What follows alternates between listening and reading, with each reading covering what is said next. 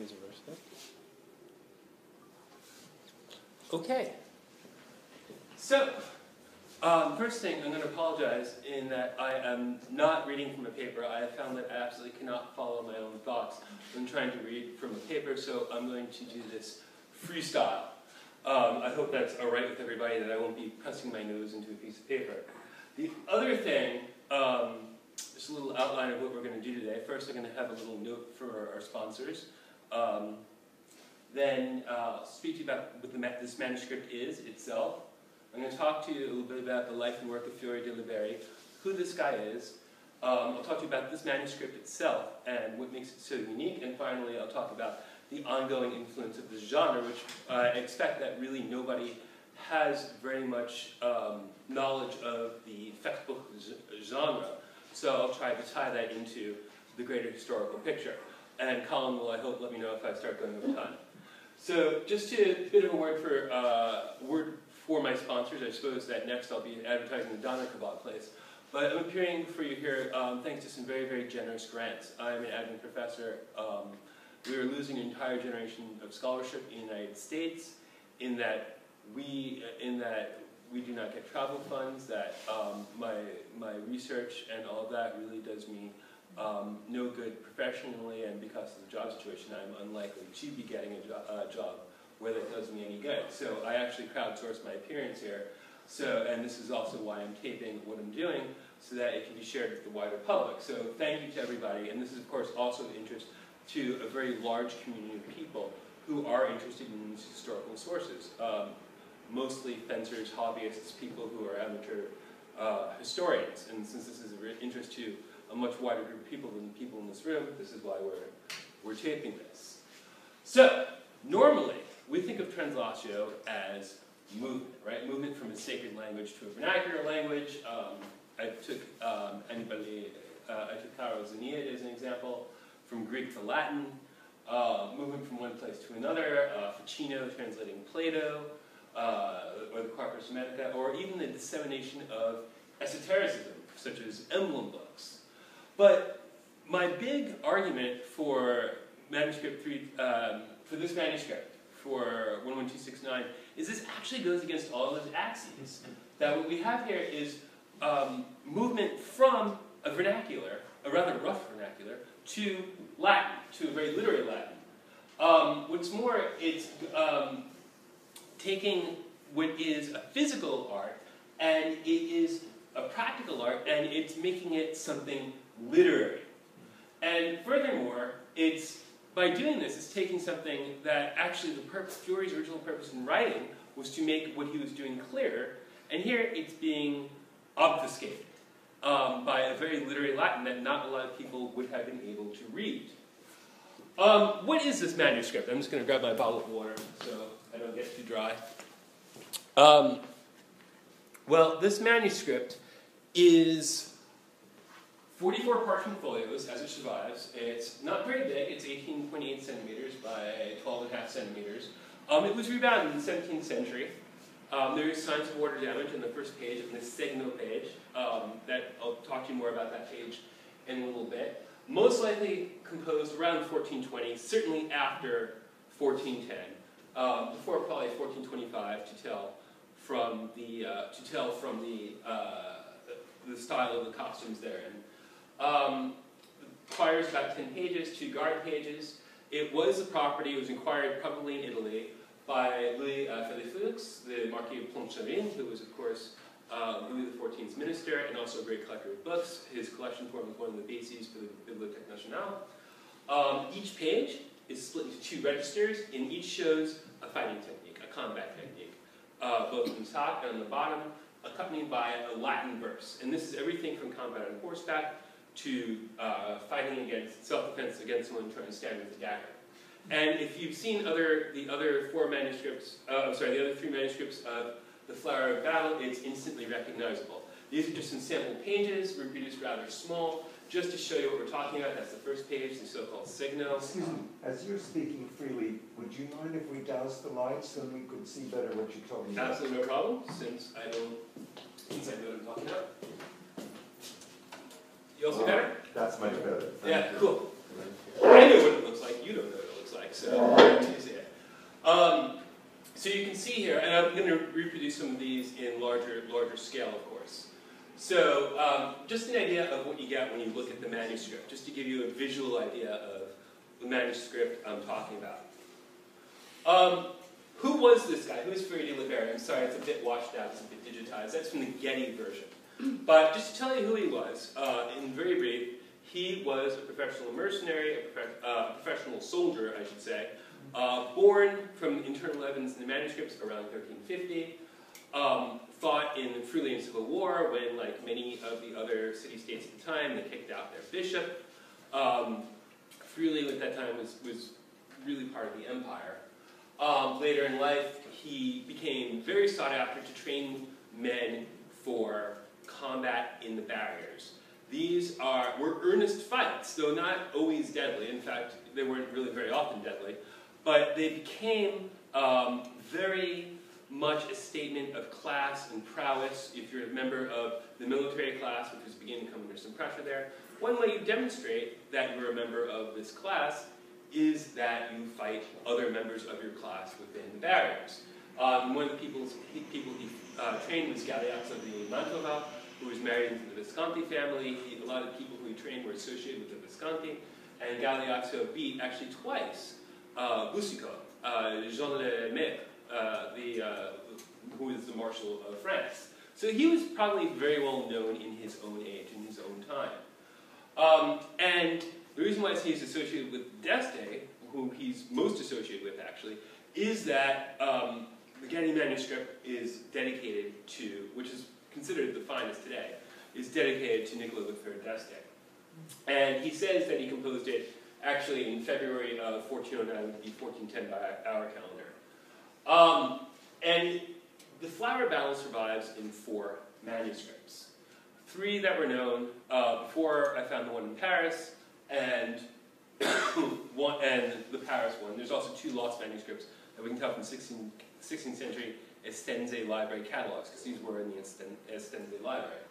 The first one is the one at the Getty, 47 folios, the most complete, the most interesting artistically to us, at least, because it's drawn in sort of a freehand sketchy style, though still gilded, still very much a production.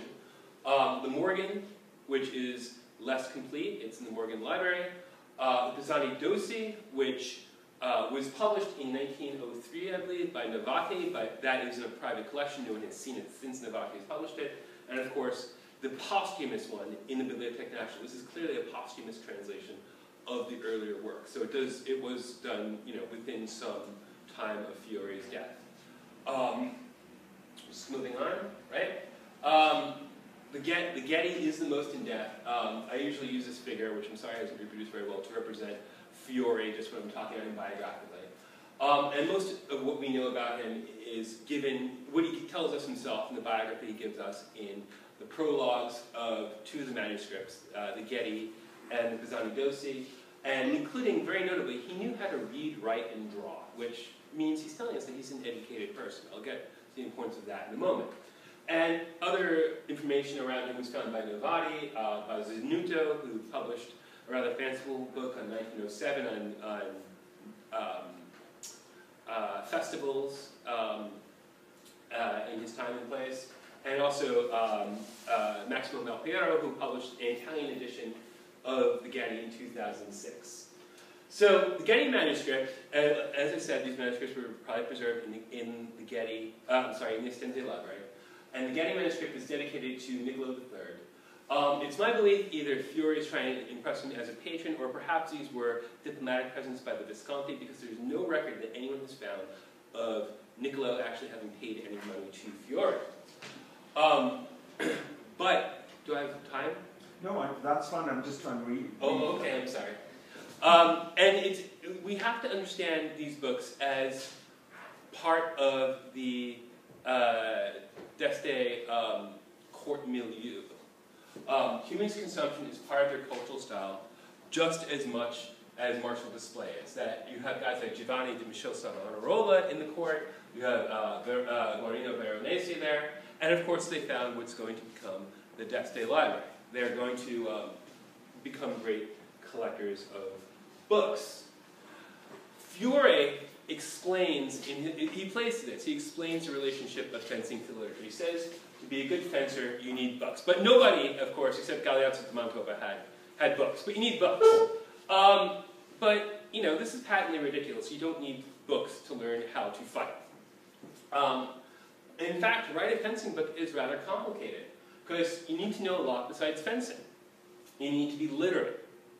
You need to be able to construct a book, that is to organize your thoughts into a book and to actually physically construct the book, or have someone to do it for you.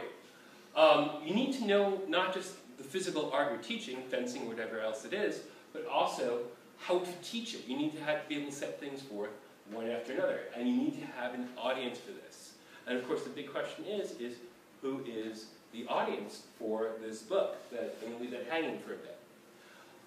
There are particular questions, though, of problems writing a fencing book, because fencing is not something static. It's not something that's just a static, it's not a pose. It's something that takes place in time, right? It's something that it develops as a dialectic between two or more people. So you need to be able to show this. You need to have a technical vocabulary so that you can say exactly what's going on. You need to be able to say what this technique is. You need to have the organizing principles by which you're going to teach this. And then you need to take this thing that you do in real life, right? Teaching somebody fencing, teaching anyone a physical art, something you do in real life, then you need to be able to put that into a static two-dimensional source. Which is possibly why we have no, even though we do have German fencing books of various subtypes, we don't have any Italian fencing books really contemporary of Fiore. And as you'll see, Fiore has got a very, very interesting scheme. And what we really have to do is expand our idea here of what a text is if we're going to look at what the flower of battle is. It's not just a text, but it's an entire system for explaining movement. And he uses quite a number of symbols to do this. Amongst these symbols, you have, I'm just going to skip sides right here so that I'm not standing in front of these. He shows you what happens first. This is a wrestling technique. You've got a guy at the crown. The guy at the crown shows you the first thing to you do. You throw the guy's arms off, and then there's a guy who shows you a now, some of you may want to get up closer and see. Can you all see back there? This is a nice small... I tried to make them big. Yeah. That shows you a follow-up technique by the guy with the gilt garter. So first he does this, then he does this. Then the other guy can do a counter technique, and he's depicted with a crown and a garter. Now, why do you call this fencing when it's all hand-to-hand? Because exactly. Because it's eventually going to become strictly fencing literature. It is sort of a misnomer to call this fencing, but remember then it was the art of defense, and it incorporated everything from every sort of hand-to-hand combat, from horseback, from jousting all the way to wrestling. So this is you're stuck somewhere without your dagger or your sword, and how are you going to defend yourself? This is you're at a peace conference and a guy tries to stab you, right. Which happened. There's actually an incident where this happened. So the thing is, so this is sort of the visual pedagogy. There's also captions, and only the Getty really has long text with it. Everything else has these sort of very, very rough vernacular couplets. I'll show you some of that. It's also very hypertextual because things refer back to each other. You go back and forth in the document to understand what he's talking about. And it's because of this that you can really have the techniques in any order. The Getty and the Pisani Dossi begin with wrestling first. The other two begin with horseback first, but it doesn't matter. But they all go in the same order. It either goes from shortest distance, which is wrestling, to horseback, or horseback down to wrestling. So it's complete internally referential hypertext, combines image and text, you can read it in any order, and so we can see this as a translatio from the physical realm to literary. And it also incorporates contemporary ideas of education. Just as you learn to write by copying Latin letters, you're learning here to fight by, and the German for this genre is Fechtbuch, which can be either fencing or fighting, right? But but you learn to fight by copying these patterns, just as you learn to write by copying letters, copying patterns, or you learn to draw by copying your master's work. Just to show you what is contained in this, very briefly, not of terrific importance to philologists, but interesting if you're interested in the study of historical martial arts. First recto is blank, the first verso is the signo. It's a mnemonic sign for all the qualities you need to become a good fighter. And we start with lances on horseback, then we start closing our distance. Swords on horseback, wrestling on horseback. What to do if you are on foot and someone attacks you on horseback. Spear on foot. Techniques for defeating a guy with a spear with 2 sticks, which we find in all of them. This is a sort of quintessential Fioreism. Then we get the poleaxe, the knightly pole weapon. Then we get sword in one hand, and then we get more sword and dagger. And this is where the choirs start to get a bit disordered, probably when it was rebound in the 17th century. We get dagger, which is how to defend yourself against someone trying to stab you. And then we find more sword in 2 hands, and this is probably disordered, right? We can see that's where the choir ends. We go from dagger, then we get to wrestling, then back in dagger, some of which are the techniques for use in armor. And then finally, on the last page, we get this epigraph telling us that Fiore, in fact, is quam no more. He is an ex-fencing master. He has joined the choir invisible. He's pining for the fjords, if there are fjords in Friuli. The difference now between the other manuscripts and this one, and here you see a nice big picture, right, is that the trash talk, and this is Richard Grodowski, a fencing master I know, he describes essentially what the poetry is of the other versions as trash talk has been translated into metrical Latin, sophisticated Latin verse. The only other example of Latin in any of the Fiore work is in the introduction to the Pisani Dosi. Here is just an example. Here is just one page. I chose this because these techniques are only found in the Pisani Dosi, and the techniques that he shows are found in the other manuscripts. But again, you can kind of pick and choose which one you want to put into your manuscript. In this case, we for simplicity's sake, I just took a page where the 2 techniques are only found also in the Pisani Dosi manuscript. and you can see this is pretty sophisticated Latin. Tego te ut feriam petenta cuspide post tec dedicans studente animo facimus ad unguent. I uncover you so that I can strike, thrusting forward is my point. After this, with my spirit gritting its teeth for revenge, we will finish the work to perfection. Arbitror amenibus insis tibi carpere lentis calidor manus hoc rapu tubi calitur illi. I see you hold your sword with an easy hand. A clever hand will seize it from you like this, right? This is, it's good quality poetry. It's not exactly literary matters, but they've ennobled this. This is the first one as it's given the Pisani Dosi. It's in Friulian dialect, right? In this way I uncover you the thrust to avenge myself of every injury and harm.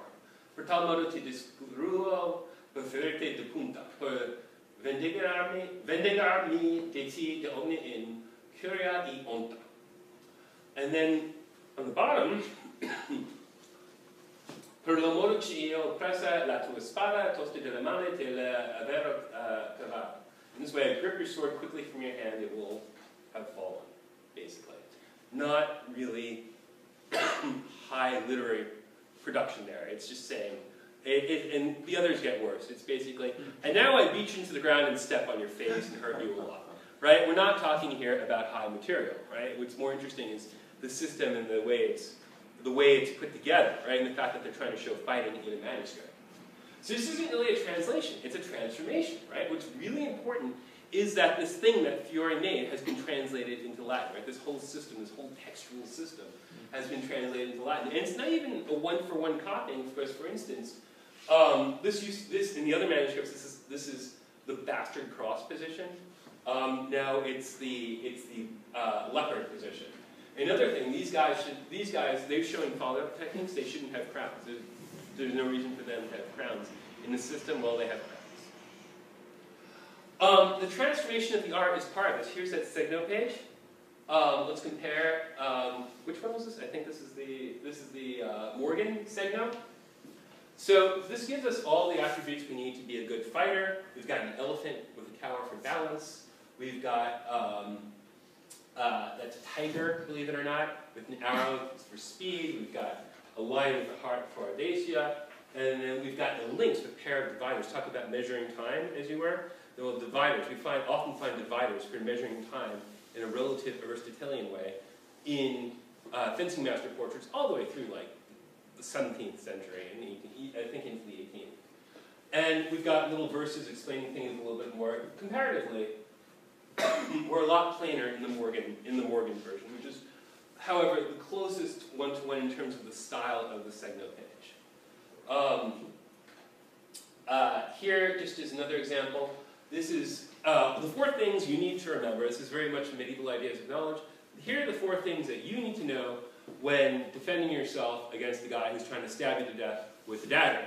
First thing, take his dagger away. He's holding a dagger. Second, there's no arms there, but he should be holding a pair of arms. Second thing, break his arms, as we say in Brooklyn. Third thing, he's holding a key. Lock him up, right? Put him in a hold, lock him. And then throw him down on the ground beneath you, right? Then throw him down on the ground beneath you. This is the Getty version, right? Very nice art, very nice kind of freehand, nice use of shading, very lovely. They probably would have liked this a lot better. They thought this was higher class art because this is clearly like it's drawn from a pattern book. Let me just get that caption away. And you've got your little, basically the same poetry on these banners as you have here in the Getty version. You notice also, in terms of symbology, that our masters are getting progressively older as they do this, showing the ongoing of time, right? First do this, then do this. Showing sort of the ages of man as a metaphor. So this is very rich symbology, very nifty. Notice also that they add ground in the Paris manuscript, shades of Masaccio perhaps. Not considered by today's standards great art, but certainly by their standards, maybe they would have thought this being more formalized, this together with the Latin, right, this would be better art in the 15th century. Other examples, the use of armor in this is completely rhetorical.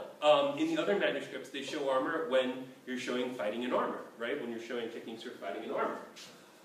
Here, the guy showing Fiore's technique, right, the guy who wins, is always wearing armor. Even if it's an unarmored play, and the other guy isn't wearing armor. So the armor is solely a rhetorical trick. Another example of how it changes. So these sorts of details mark the art as, this isn't illustration, the Getty is moving toward, is more illustrative. This is ideographical art. I want to stop you, I'll tell you why. Am I the running material is so interesting, and I suspect that nobody here knows it. And I suspect a lot of you have questions about it. Do I have, am I out of time?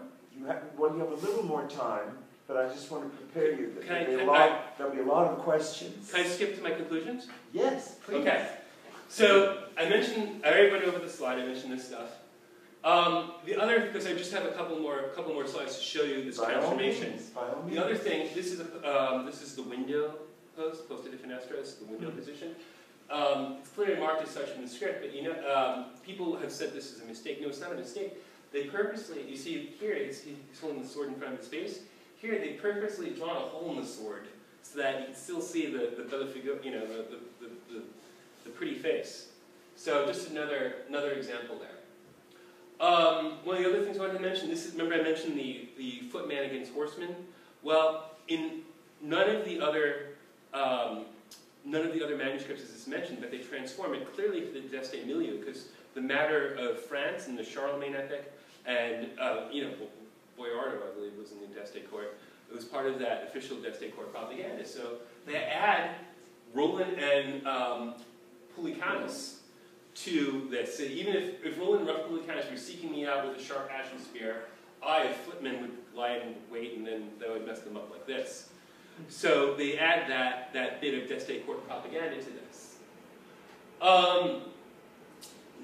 Another thing they do, this is the first mention of the idea of Aristotelian measurement of time, which is a subject way too complicated for me to get into here, but it's the first mention of the Aristotelian conception of time in an Italian fencing treatise. If you're interested in that, I just published an article on it in the Journal of the Northern Renaissance. It's free, it's online, you don't even have to go to the JSTOR. Just Google Mondschein Journal of Northern Renaissance, you'll find it. So ideas of science. All these things are ways in which the much rougher versions have been changed.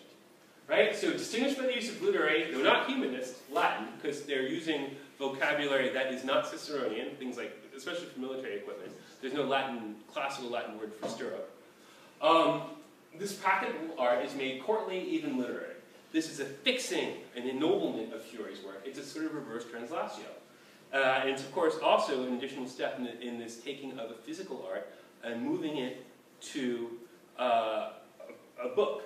It's an expensive, prestigious book that speaks of the place of arms in the 15th century humanistic court milieu. And it also incorporates ideas of science, courtly literature, etc., etc., etc.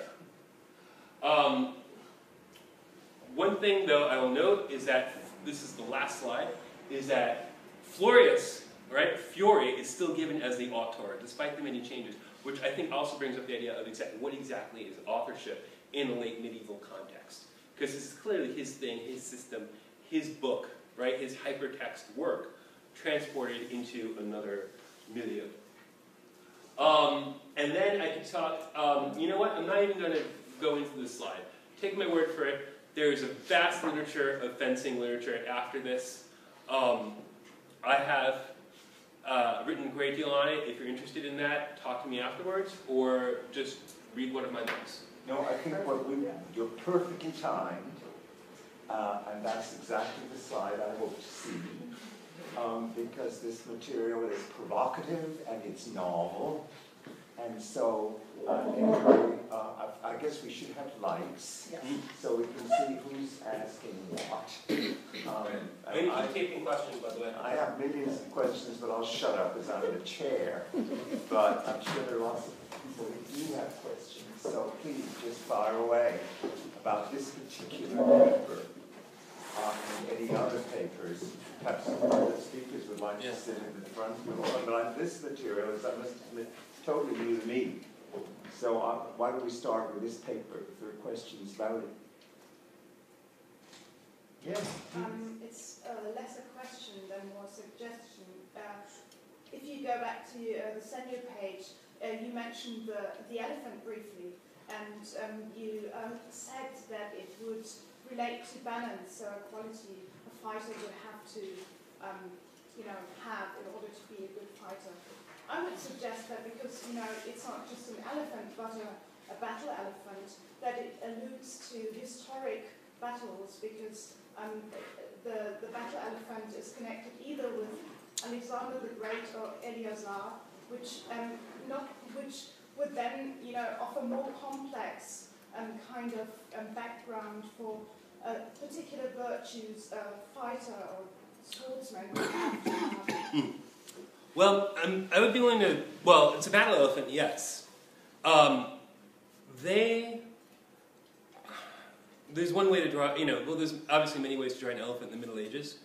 And I think that battle elephant was sort of stereotypical. It explicitly says what that elephant is for in the captions.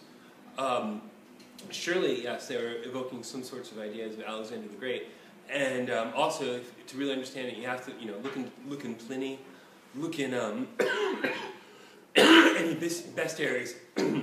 The symbology in the Segno is very, very rich and complex.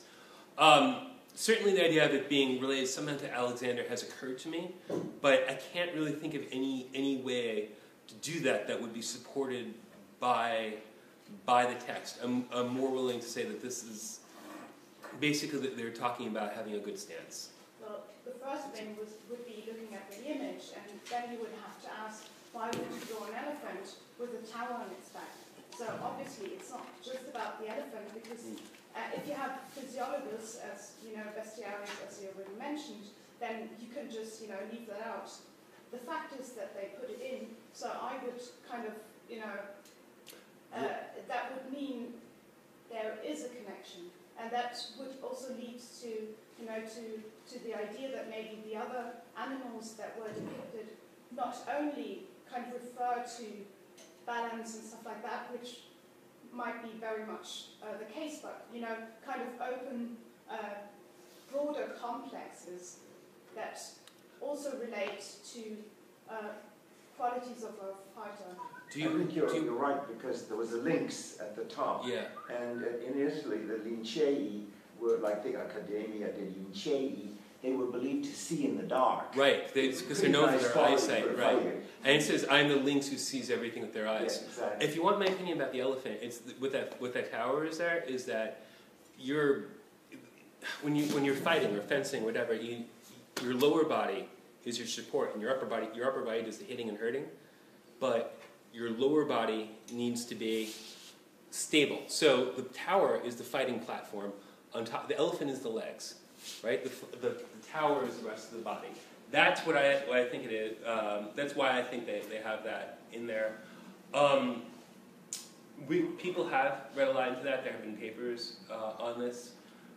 But he's pretty explicit about what they're there. I mean, he says, "I'm the lynx who sees everything with the eyes. I am the tiger. I run faster than lightning." I mean, he's really not that subtle.